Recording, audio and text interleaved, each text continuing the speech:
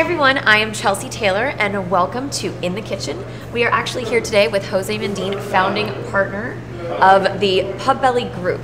And the reason I say Pubelly Group is it is now, how many restaurants, Jose? It's going to be 5 next week. Going to be 5 next week. Right now we are sitting in a block that actually has 3 restaurants around us that are all closely integrated kind of under the umbrella of Pubelly. So I'm going to let Jose tell us a little bit about Pubelly and how it got started and how all the restaurants kind of came to be. Well, what is Pubelly? What is Pubelly? Pubelly is, well, the name comes from a gastropub, which is like a very in concept right now. Very much so. A casual tavern with really chef-driven food. And belly comes from pork belly, and we... The healthy stuff. Yeah. And we basically, wanted to do like a chef-driven tavern in Miami. We're using a lot of pork because of our heritage. I'm from Puerto Rico. My partner is from Spain, and my other partner is from Puerto Rico as well. And also, so you found the location in Miami to be well, a no-brainer as far as where you wanted to pick your place. Yeah, we found this little spot here in the Sunset Harbor neighborhood, which is was 2 years ago was dead. Right. In terms of having the shops or gastronomy, shops and stuff like that. And we found it like very affordable. Just, small. We wanted to do it all on our own. Like we cook, we serve you, everything. Everything's personalized. Very different than what we're used to. Exactly. With the chain and restaurants where I come from, because of working in my past and the restaurants that I worked, multi-million-dollar restaurants in Vegas, in hotels, in Miami, in hotels. We really want to get it away from all that. We're all tired of the same thing. So even working in that, you kind of found that was not what your ultimate business model and goal was going to be. Business-wise, you see the potential, and you see what, for example, what sells, what don't sell, and how these operations, and companies run. Right. So you take that with you. You take that with you. So it's amazing learning experience. Exactly. But we wanted to do something a lot more personal. Right. And that's why we took this small space. We put all the savings. Right. So you guys invested your own money. You didn't try to go out and find any outside investors. No investors. We put the money ourselves. So we knew the risk. Sold your clothes, sold your car. Well, lived out of the back of here. We not like pretty that, but pretty much. We came from we had high positions in good companies, so we came from. So it was a big risk. Yeah, it was a big risk. But at the end of the day, you kind of said, all right, do I want to work for this big company and be in this corporate world, or do I want to have this on my own? No, these companies would have never give us shares or made us partners. So we knew that we could do the same what we're doing, but for our own. Exactly. And that's why we took this space, and we put a lot of love into this space, and we still do every day. So you started with just this space, just Pubelly, which is it's not humongous. No, but it's small. Personable, it's small, and it does bring that total gastropub feel. The brick and everything like that. With the interiors, total gastropub. It's great. Which is very different in Miami, because you don't get you don't get exactly. This is kind of a more northern. You know what I mean? That northern feel, whereas Miami's more that modern deco. And the layout that we went for comes from me and my partners. We were actually living in Chicago, and we were going to all these taverns. I was going to say that, yeah. And we were like, well, look at all these people, what they're doing here, nothing like this in Miami. And I was working with one of my partners in Chicago, and we bumped into my other partner, Andreas, in a bar in Chicago, and we knew each other from Miami for 10 years. Yeah. And he was working for a very high-end hotel over there called Elysian at the time. So he was living there. He was living there in Chicago. We went there to open our new restaurant for a company, and we bumped into each other. And we talked about it, and a couple of months later, he found this spot. We came to look at it. We fell in love. So he brought his vision into it too. So what is that like? The three of us, you guys literally, it was we easy. We throw around the ideas. We throw ideas to each other. We have no. I say we're not going to be scared if there's ideas going to be thrown down. Some work, some don't. But at least we have 3 opinions. And you all come from those different 3 backgrounds. That is really strong to have the diversity. And like I said, him coming from Chicago, because that's all I can think when I sit in here. It's nice because it's not like being in Florida all the time and sitting outside at a tiki bar, which is great, don't get me wrong, or in everything that's whitewashed with mirrors. but this feels warm. Sergio comes from, he was born and raised in Spain, mostly in Madrid. He came to Miami in like 2001, so he loved it here, he stayed.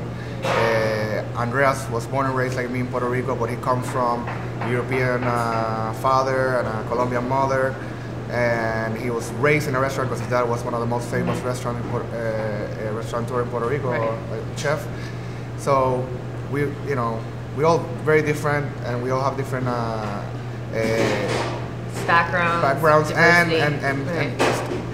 talent that we bring to the company. Sergio is the designer of all the places. He's the one who he sees a room and he designs it completely. The interior space, and it's amazing. I'm more, the food side of everything. Exactly. Right. And Andreas is, he's the mastermind. He's the host. He's the host. Yeah. He's the one who controls the office. Right. And all that. So tell us about. So you started Pubelly, but then you decided that you were going to expand to the Pubelly Sushi and then Barceloneta. So tell us about how you knew that you were ready for the expansion, what risk that was involved with investing more money, how you got that kind of capital to expand the business. Well, we saw the potential with Pubelly right away. Because it was automatically success. Yeah, and which is great. And we recovered the money that we invested pretty fast. How quickly was the turnaround on your? I would say like 4 or 5 months. Wow, that's fast. Yeah, that's great. So, we basically. So you're like, we know what we're doing. We're not idiots. we didn't have that much staff. We were doing everything ourselves, so that helped. And we saw the potential of the area. We saw that the locals in Miami were looking for a place to get away from the tourists. There's parking here. But a lot of them don't have cars. That's true. It's perfect for them because it's like an oasis. You know, for them. Was there any space, anything here? Well, there was a restaurant that was kick out. Yeah, there was a restaurant in the corner that failed. Yeah. Maybe by like 4 months out of when we opened Pubelly, they closed, and there was an empty space in the other corner that used to be a restaurant. Right. That we saw potential. We actually have a very good relationship with the landlord, and he believed in us. He kind of gave you that opportunity. He gave us, you've been so successful here, and money for you is money for him, and it's great. Yeah, he's worked. He worked with us, and he's been very nice. That's great. So basically, we opened Pubelly Sushi in Barcelona at the same time. At the same time. Yeah, they were. See, that would have scared me to death. That was 3 weeks apart. But you felt like that was. This is what we did. In Barceloneta, we are. Now, why is it named Barcelona? It's named Barceloneta because of Barcelona. Yeah. And then the chef. Was one of you from Barcelona? No. Or had been? No, from Barcelona because we wanted to do Spanish food. And one of the chefs, their chef partner, Juliana, is from Puerto Rico. Okay. So there's a town in Puerto Rico called Barceloneta. Oh, that's cool. Which was founded by my family. Oh my God. My ancestor, yeah. So, So it was close for you guys. I told them, it's funny because they own, Manuel, our other partner there, and the head guy there, who's the one who brought in most of the money, and who's the manager, and he's the host, and he's from Madrid. Okay. So it was a little hard to convince him to name his restaurant, his only restaurant, Barceloneta. Yeah. So, but we went with the concept. We all sat down and we all talk about the concept. And he lost. And he lost. But he saw it too. He saw it's democracy. Yeah. And he saw the potential with the name and the concept that we were going for. We're going for like a really laid back tapas, Spanish tapas restaurant. And they have Juliana. They have Juliana, which is a talented chef, and she worked in Spain and lived in Spain for a long time. They have Manuel, and they have Daniela, which is coming from working with Manuel as well. So those three are our partners there, and they're the ones that run it. Okay. Basically. Right. So we are founding partners of Pubelly, and we work together, and we help them open it. And we did the concept with them, but they manage that, and then if they have any problems or they have any, emergencies, whatever, we will go in and help them out. Okay. But basically, they're becoming, in a couple of years, I think they're going to become their own restaurant group. Okay, I hear what you're saying. You know? So then, but Pubelly Sushi seems like it's really strongly tied to Pubelly still. Pubelly so you guys Sushi, are very closely. Pubelly Sushi is an expansion of Pubelly. Okay. You know? So that's what's funny. Pubelly Sushi, like that to me, it seems like a little bit of an oxymoron. And especially you with your background, you have a lot of background in sushi. Yeah. It's kind of like Pubelly is like more of that pork tavern kind of feel, and then you're putting sushi on the end of it. What we wanted to do there, what was our goal? What was our, you want to, you're going to edit this. Sergio. Come sit down. So Pubelly Sushi, what we're gonna do is make a neighborhood sushi restaurant, and make it a lot more fun and different. Okay. So we bring the pub aspect to it, and a lot of people call it a sushi pub instead of a sushi restaurant. Which I've never heard before anywhere. So you've really kind of taken a new realm and trying to market something that's completely unheard of. And for us, sushi has been comes natural because of our last 10 years of working for restaurants like Nobu and Sushi Samba. And we brought the last, key for the restaurant was bringing Yuki, which is our only partner at Pubelly Sushi, and he was the sushi chef at a restaurant with me in Vegas. Okay. We worked together. Your training is impeccable. You have the background from Nobu, which is a huge sushi conglomerate. Everybody knows who Nobu is. And then you were also a really integral part in Sushi Samba. Yeah, I worked for Nobu for 3 years. I opened Nobu Miami. I worked at Nobu London. Got away from the Japanese for a little bit, and I went to work at Spain. Came back from Spain, and they offered me the head chef position at Sushi Samba Miami. Right. Later became one of the corporate chefs for Sushi Samba. Right. So that's your baby, pretty much. Yeah. Well, like I told you, it's a lot of stuff that that we know is good, and we know we can bring to Miami a different concept. Exactly. So then, in terms of like the marketing that you do for Pubelly and everything that you guys have and everything that you're expanding, do you market them differently? Do you try to market them together? Do you group them together? No, each restaurant is different, and we basically have done non-marketing. No marketing. No, it's been like pretty much word of mouth from everyone. Right now, it's been like that. Now which is the strongest marketing. Yeah.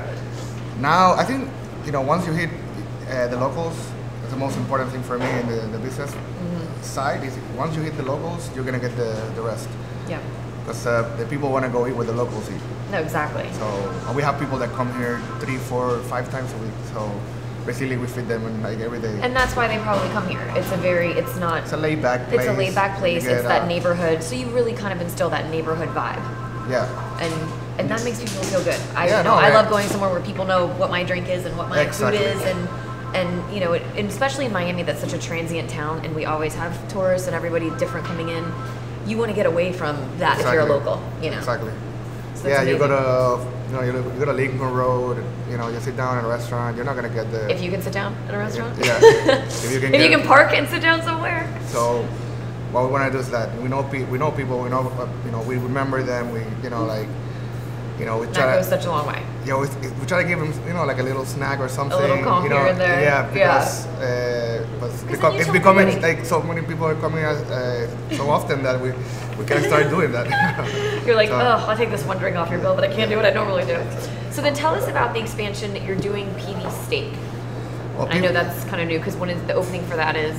PB Steak, the opening is January 8th. Right, so close, around the corner. So I was just there cooking right now. To give you a break. We want to do there another expansion of the Pubelly concept. Right. Which is you guys have pretty much branded Pubelly now. It's like a trademark name. Yeah. One of the keys to our success has been the sharing concept. You come here, you don't order one appetizer and one entree. No. You get here at least to try 6, 7, 8 dishes. And you kind of design it so the plates are that every dish is divided, size. Perfect to share. Yeah. And just what I like. I want to eat everything on the menu. When I go somewhere, I don't want one plate of something. You don't want to get a big plate of the same. And I feel like, especially in the U.S., over portion everything ridiculously, and you leave with half of everthing, and you didn't even want all that anyway. Like I want to try everything. We're not. We don't believe that. I mean, like me for the last 9 years, every time I go for dinner with somebody, you know, we're all passing. You know, exactly. We're not. I don't wanna eat a big plate of the same thing. So you want to have those different flavors. Exactly.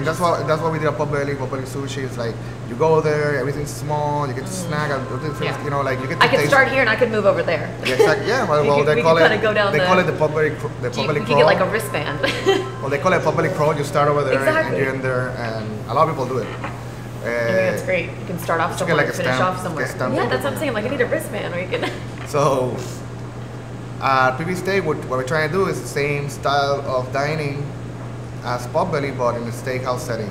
So what we don't want somebody to order their own steak. Right, that big steak. No, we want 3 people to share one steak, and we'll slice it for you, and you get a bunch of sides on the table, a bunch of appetizers, salads. You know, we have a main huge, you know, raw bar. Which is going to be a big differentiator from how most steakhouses pretty much operate around here. That steakhouses are. You get the old 96er, and that's. Yeah. You know. It's you know, and they can get expensive. I mean, absolutely. Meat is not cheap at all. It's insane the prices of meat. Yeah. So we're trying to get a good quality something that's affordable, because I mean, honestly, people are going out for steakhouse. You know, the big name brands that we have around here. It's only a special occasion kind of thing. I could eat steak every day. Yeah. Like, you know, for those of us that really like meat, it would be nice to be able to go somewhere and just have that option instead of having to, you know, save it for a special occasion. Yeah. You know. So that's what we're trying to do. We're just trying to do an expansion of pubelly. Flavors, and it's going to be a little different. You know, we're trying to go more, I would say, more American and European, some Asian ingredients. But I mean, we're trying to make another neighborhood restaurant. Basically, right. It's a bigger space. It's gonna seat 100 people or a little bit more. The kitchen is very big, compared to my.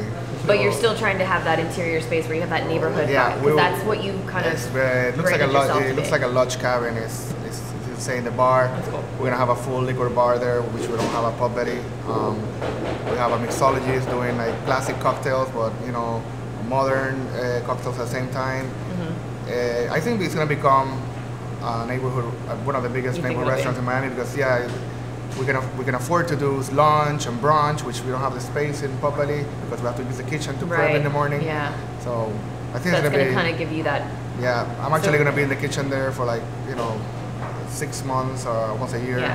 Training. So that's these have been almost like the test to see how everything was going to go and if everything was well received, and now this is the biggest expansion for you guys? These are a big expansion, I'll say, for sure. Barceloneta opened another restaurant in South Miami yesterday. Really? Yeah, which was a big deal for them. They're expanding to South Miami, and for us, to get our name down there. And with PB Steak, we're trying to finish this neighborhood, with this. I mean, I think this will be the last one in this neighborhood. And we're getting offers to do stuff, in New York and Vegas and stuff like that, but we're trying to focus and you want to perfect what you have here. We don't, before you start thinking and get it not, looking at what is in front of you. Making sure that you. Yeah, we have a hotel deal in Miami, and we're opening in a year and a half. That's awesome. In 62nd and Collins. So how did that come to be? Well, the restaurant group was really interested in us. And just from being here, just hearing about you guys? Yeah, one of the guys, one of the head of the group, was coming to pubelly a lot, and they had a restaurant group from New York coming to do it. He convinced his bosses. He brought them here. Take a look and he set them down. When they gave him to eat, he told him I want this guy. So after negotiating for a couple of months, you're actually going to be in a hotel. Yeah, we're gonna open a new concept. Is it gonna be the pubelly name or a new hotel? It's not gonna be a pubelly. It's not gonna be a pubelly. The name is not defined yet. The concept is gonna be a brasserie. Okay. And it's gonna have, a little bit of everything in a French a pubelly French style. You can call it pubelly French for now, but it's not. It's not. But it won't have like pubelly on it necessarily. No. Or right now the name is not it's not defined. We have a couple ideas and logos and stuff like that, but we haven't decided. But the place is designed and it looks amazing. Is it a large hotel? It is no, it's like 200 rooms. Boutique, that's great. Boutique hotel in front of the beach in 62nd and Collins, and we're gonna do all the F&B for them. So we got to do the restaurant, the room service, the So food. you just started off just doing a little, pub, and now you're in a hotel. Yeah, it's that's crazy. Huge. Yeah, it's crazy. I mean, we just came from Vegas. That the hotel wants us there, and we went to see a space. I mean, and a lot of offers are coming, but we're trying to take it one at a time. You're trying to be like, this is really happening. Yeah, we're trying to take it one at a time and not. Even though it's been so fast. How fast has it been since you? In 2 years. In 2 years. We opened pubelly in November 2010. So. And when did you start thinking about opening pubelly? We started thinking about when you guys were talking about it going around. I'll say June. So July. June, and then it was open in November. Yeah. You guys moved quickly. Yeah. I mean, that was it. You didn't mess we don't around. need, you knew what you wanted to do. We don't need any training on how to. Sergio does an amazing job of designing the places and working with the carpenters to make the tables, to making the design. We have a budget that we don't want to make $1 million restaurants, because at the end of the day, to make $1 million in a restaurant, it's going to take you a long time. We want to make money, so we make places that they have what they need. Yeah. We take care of them, and they're cool. Right. So but that will come. I mean, that's the thing. If you're doing it, and obviously people are noticing it, and they're seeing it. You don't want to spread yourself too thin. No. You want to focus on what's good for you, and then what model works. Yeah. Anywhere. We have the model. You have the model. It's been followed through this one to all the restaurants, and it's worked, I think, right now to the max. So, I mean, other than that, I don't know what to say. I want to talk about food really quickly, even though this has been very business related and I love it. What are your signature dishes then at each kind of, what differentiates and how you kind of tie them in, but also try to keep them a little bit separate? The menu of pubelly started really, really small. Like right now it's been triple. A lot of pork belly. So we're known for our pork belly dish. Sliders or something, pork belly sliders. We have a slider. We call it the McBelly, and it's a barbecue pork belly with kimchi, and it's basically we're trying to mix a McRib and an Asian steamboat. You know how popular McRib is when it comes out. So they had it has the essentials of a McRib, like it has the shaved onions and the pickles, but it has kimchi and an Asian barbecue sauce, which makes it more conceptual. Right. But I mean, became a hit since the beginning, and a lot of people come just for that. Then we have the pork belly. We use high quality pork belly. We buy from selected farms, and we're not buying a cheap pork. I just want to say it's a breed. It's a natural breed and natural fat and all that stuff. I mean, the marble is amazing. So the pork belly dish that we became famous for was we confit the pork belly for like 6 hours. It's cooked under fat at low temperature, and then we roast it in the oven with a butterscotch miso. Then it became like the pork candy of Miami. So everybody comes. That's what everybody calls it. The pork candy, yeah. And it just melts in your mouth because it's so soft, but it has it's got like it has the butterscotch, miso, and then the corn powder, so that brings it back to earth. Wow. So then, tell me a little bit about the sushi restaurant. Is it what I would see if I was at like Nobu or Sushi Samba? Is it?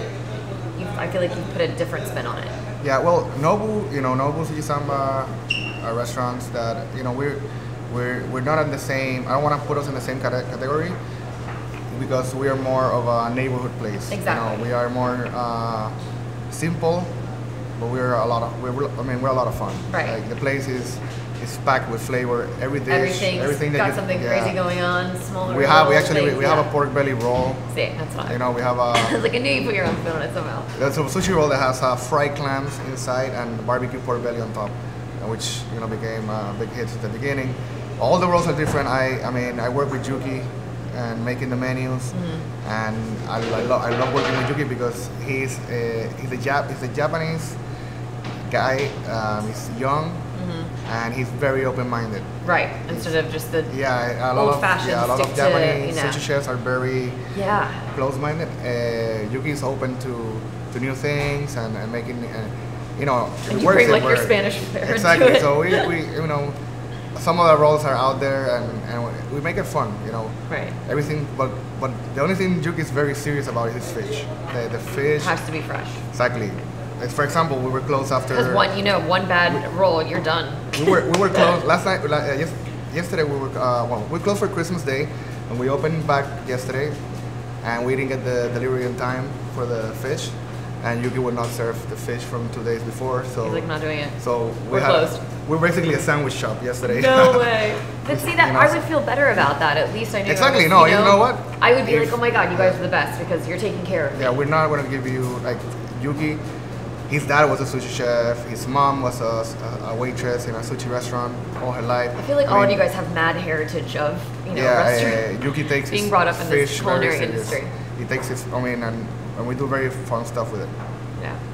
Okay, so thank you so much, by the way, for talking with me about all this. But if you had to talk to anybody who's up and coming, who's starting at the bottom and slicing potatoes in the back of a kitchen and trying to think that one day they want to own a restaurant, what would your recommendations or inspirational words be for them in their future if they want to, if they're scared to?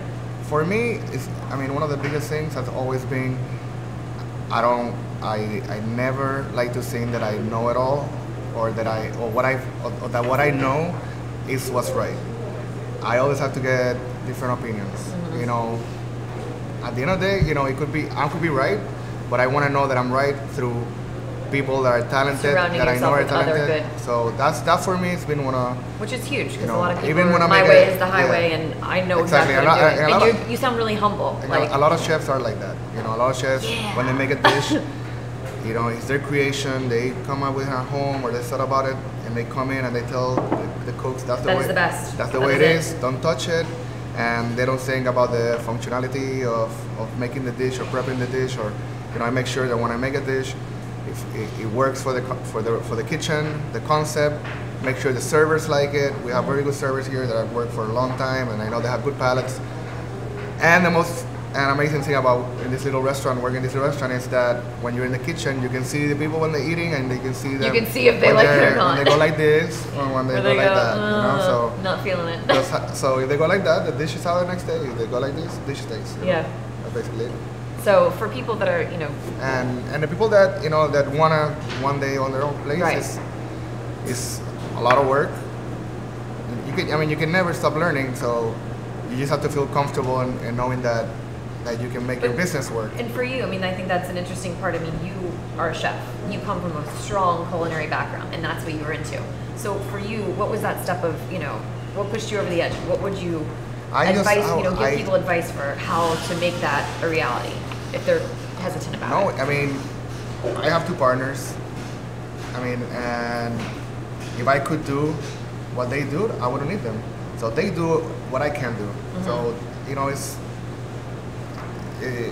I don't know. It's like a It's like a marriage. So you feel like having a good partnership is because. And you don't want to do what they do. You don't want to sit down and finance. For example, the first time I opened a restaurant with Sergio in 2007, 6, we opened a restaurant together, and I saw him work, and I saw what he did, and how he organized the kitchen, and gave me, for example, that relief that I can now concentrate on the food, and he has all that aspect. I was like, man, we're gonna work forever. Right.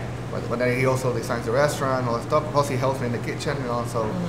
And then Andreas, when you see him talking to a customer or greeting somebody, or the way he spread the business, and the way he has made the office with accounting, and the way we have invested, and Right. So you see that, so I can do that. I'm gonna be very honest. I'm not a numbers guy. I'm not a I know food, and I can that's cook, what you know, and that's what I bring to the business. Right.